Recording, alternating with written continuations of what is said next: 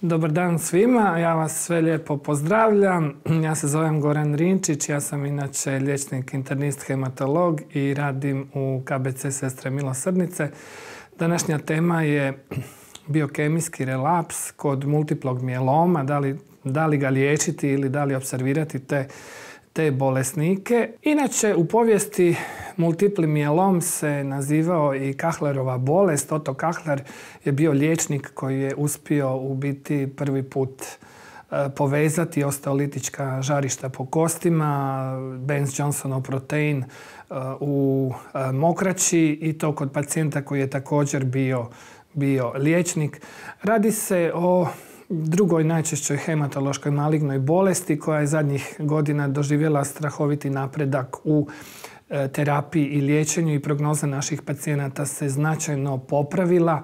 Danas se radi o liječenju sa modernim terapijama koji u biti uključuju različite kombinacije, više lijekova u isto vrijeme. Najčešće se kombiniraju lijekovi poput inhibitora proteosoma koji su osnova za liječenje multiplog mijeloma, zatim imunomodulatornih lijekova, monoklonalnih protutijela u kombinaciji svi oni idu sa kortikosteroidima.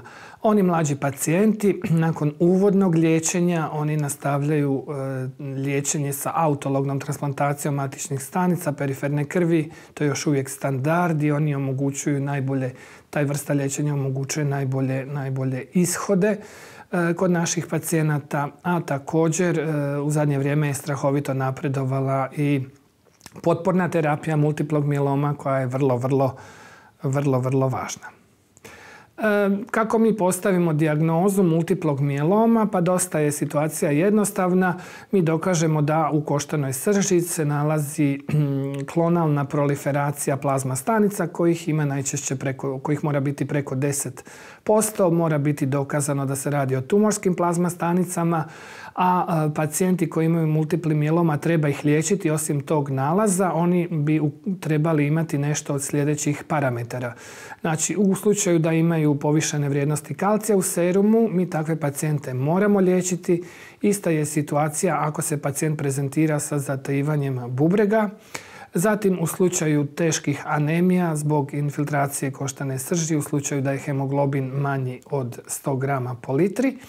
I u slučaju da mi primijetimo na rentgenu jednu ili više osteolitičkih lezija, no međutim tu valja napomenuti da dio pacijenata ima osteolitička žarišta po kostima, a klasičan rentgenogram ih ne prepoznaje, tako da ako mi sumnjamo da se ipak radi o simptomatskom multiplom mijelomu sa oštećenjem skeleta, može se napraviti CT ili PCT ili magnetna rezonanca.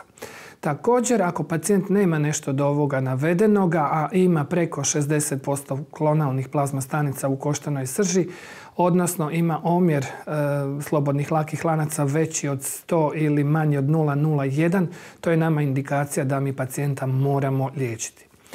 Danas postoje pacijenti za koje mi znamo da imaju multipli mijelom, a ne zahtijevaju terapijski pristup, već intenzivno praćenje od strane hematologa. Za takve pacijente kažemo da imaju šuljajući multipli mijelom. To su oni pacijenti koji imaju preko 10% plazma stanica u koštanoj srži, a oni nemaju nešto od ovog gore navedenog, znači nemaju hiperkalcemiju, anemiju, renalnu insuficijenciju, nemaju osteolitičke žarište po kostima. Mi takve pacijente danas u načelu još uvijek intenzivno pratimo. Ti šuljajući multipli mijelom, on se može podijeliti u 3 grupe, visoko rizičan šuljajući multipli mijelom, ovaj srednjeg rizika i ovaj niskog rizika. Njega karakteriziraju znači preko 10% plazma stanica u koštanoj srži, a ukoliko pacijent ima nešto od ova 3 navedena čimbenika, znači M-protein preko 2 grama, infiltraciju srži sa tumorskim plazma stanicama preko 20%, odnosno omjer slobodnih lanaca preko 20 ili manje od 0,05.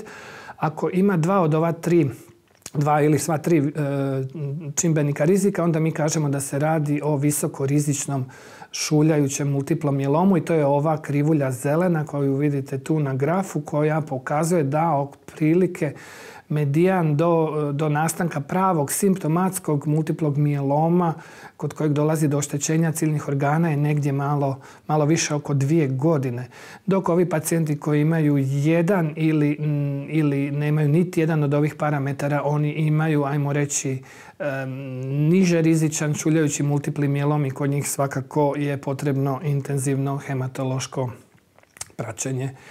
Jednog dana kada mi dijagnosticiramo simptomatski multipli mijelom sa oštećenjima ciljnih organa, tu razlikujemo mlađe pacijente koji su pogodni za nastavak liječenja sa transplantacijom matičnih stanica. Ovi indukcijski protokoli kod njih koje dajemo, ja vam sad neću navoditi pojedinačno, dosta je komplicirano, ali vidite da se radi o kombinacijama različitih lijekova od kojih je najčešće uvijek jedan lijek inhibitor proteosoma, jedan lijek je imunomodulatorni lijek, obavezno tu ide kortikosteroid. Evo, nadamo se uskoro da će nam doći i mogućnost liječenja sa 4 lijeka, sa daratumumabom uz to monoklonalno protutijelo protiv tih tumorskih plazma stanica i nakon što naši pacijenti prođu kroz nekoliko ciklusa ovih terapija koje zovemo indukcijske terapije, mnogi od ovih lijekova ni nisu iz grupe citostatika, pacijenti nastavljaju liječenje sa transplantacijom tih matičnih stanica. Transplantacija može biti jedna ili tandem, obično na tandem transplantaciju, na 2 transplantacije u nizu, razmak od par mjeseci idu pacijenti koji imaju visokorizičnu bolest i definitivan benefit za njih je tandem transplantacija.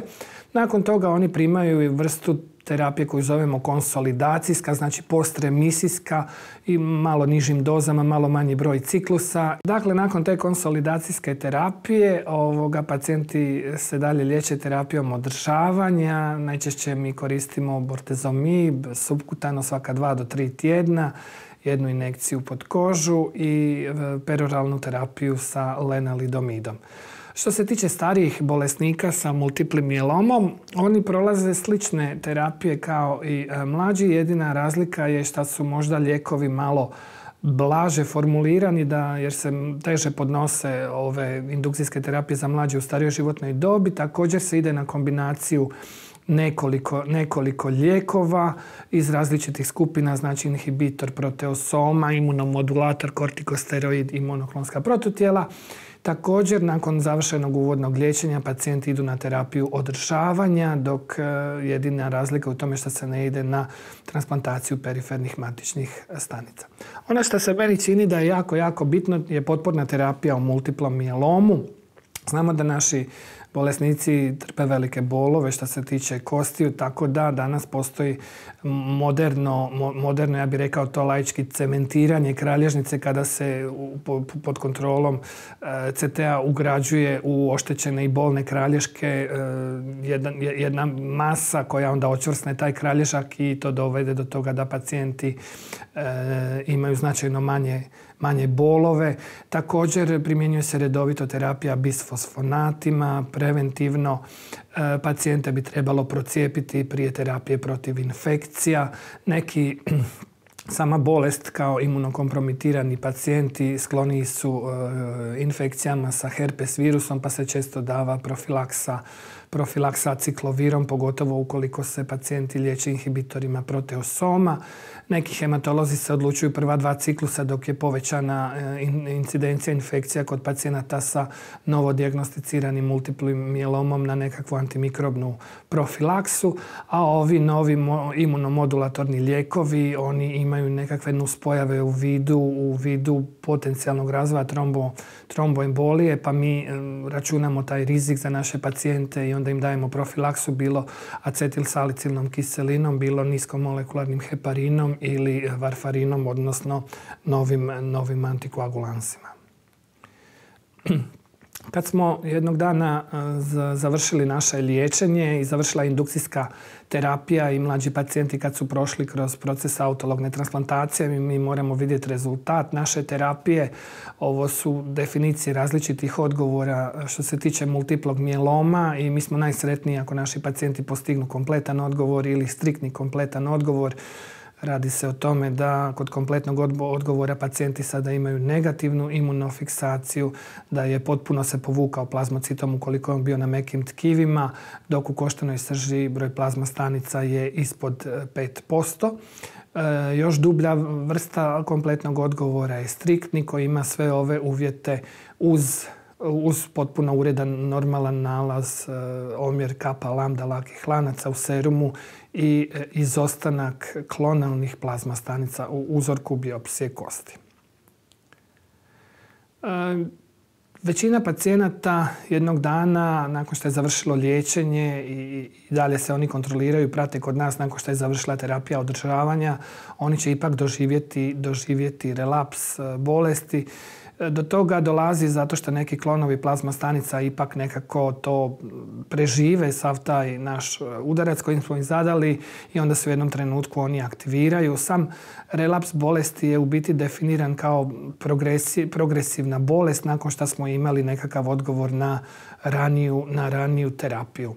Što se tiče relapsno-refraktornog multiplog mijeloma, po definiciji to bi bila vrsta kod koje su bolesnici postigli nekakav minimalni odgovor, a koji dalje ne reagiraju na novu terapiju, selviš terapiju, ili oni kod kojih se bolest vratila unutar 60 dana od posljednje terapije, dok oni koje mi zovemo primarno refraktorni, što nam nije nikako simpatično, to su oni pacijenti kod kojih nije prisutan niti taj minimalni odgovor niti jednom od polučenih dosadašnjih terapija i kod njih se najčešće ide odmah i to žurno na promjenu terapijske opcije.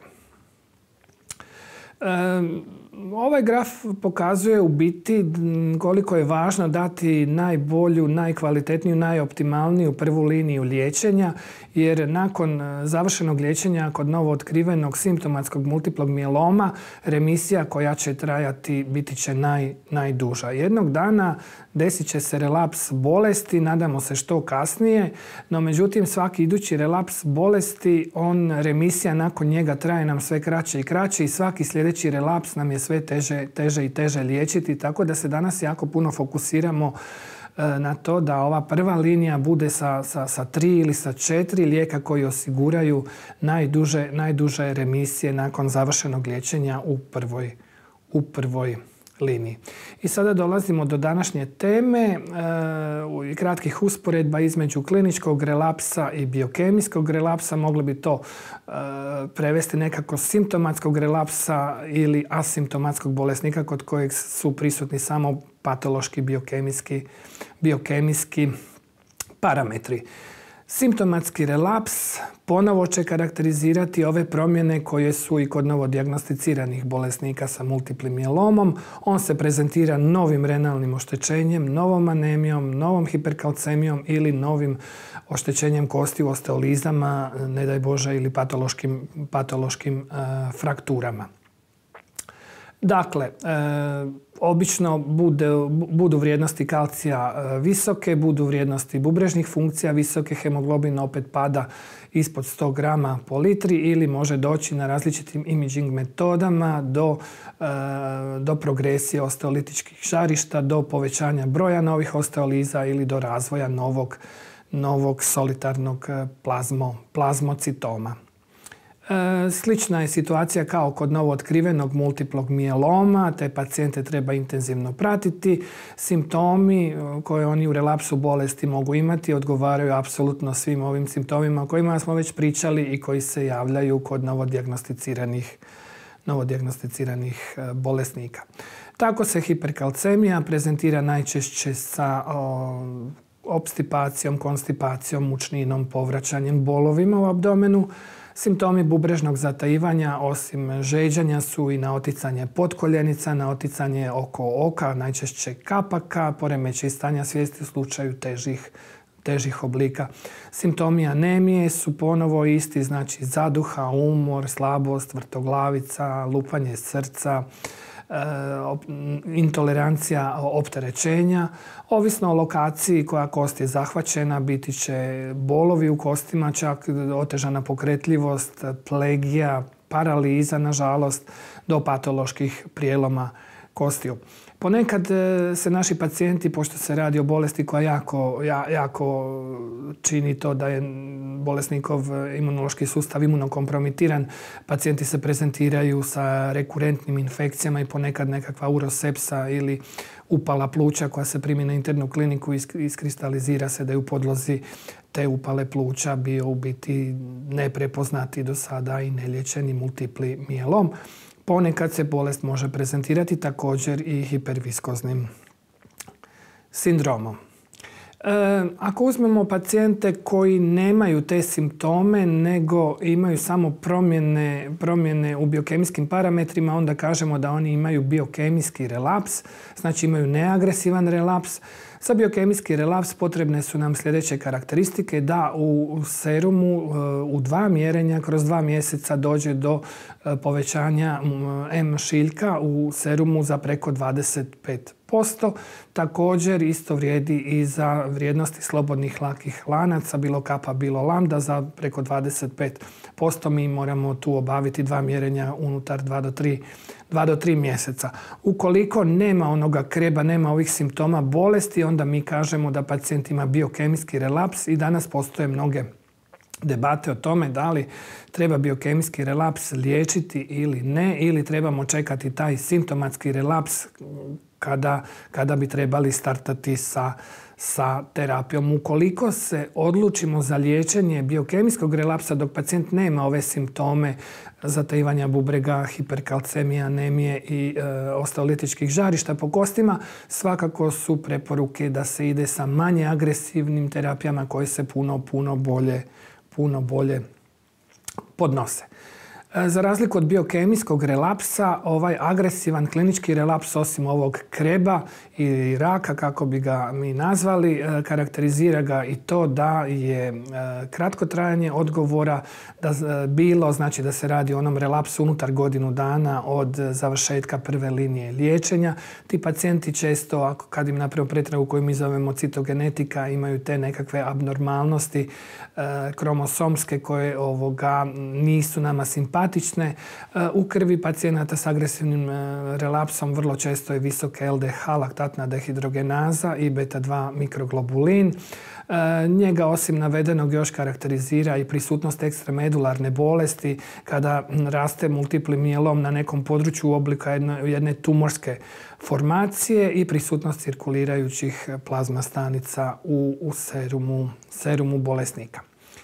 I sad kad znamo da se relaps dogodio, s čime se mi to vodimo prilikom odluke o vrsti liječenja naših pacijenata, pa gledamo kad se dogodio, da li se radi o ranom ili kasnom relapsu, gledamo koje kombinacije lijekova je pacijent koristio u ranijoj liniji liječenja i kakav je imao odgovor na tu terapiju, da li postoje lijekovi na koje je on bio refraktoran. Svakako ćemo te lijekove u liječenju relapsa mi izbaciti.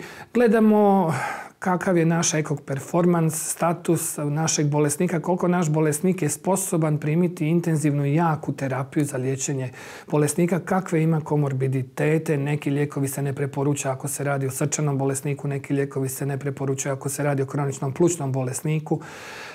Mi se također vodimo i suradljivosti pacijenata. Imate pacijente koji nisu baš iz Zagreba, odnosno nije im blizu dnevna bolnica, pa ukoliko oni žele, možemo se odlučiti za peroralnu terapiju, da dolaze rjeđe u Zagrebu u bolnicu, naravno sa svojim prednostima i nedostacima takve vrste terapije.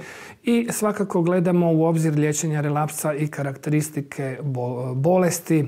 Mi znamo ako se ponovo pacijent prezentirao sa bubrežnom bolesti da moramo uključiti inhibitore proteosoma.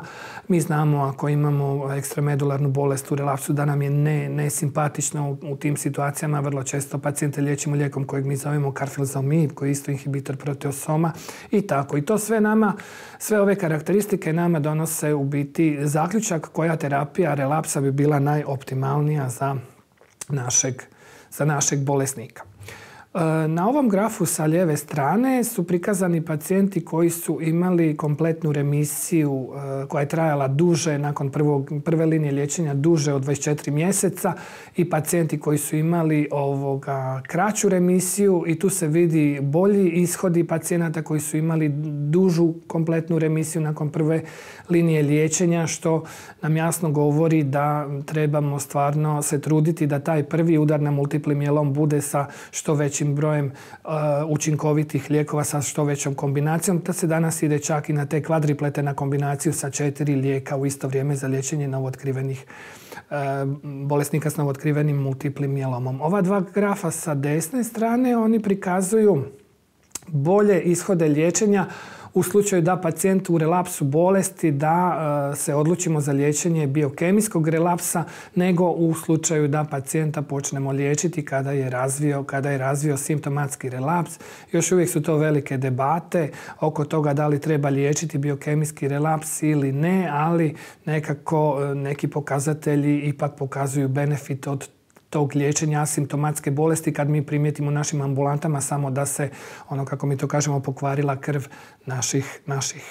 naših bolesnika. Na ovom grafu je također prikazano u relapsu bolesti da najlošije ishode imaju pacijenti koje smo liječili, a da relaps bolesti je bio praćen sa razvojem ekstramedularne komponente bolesti.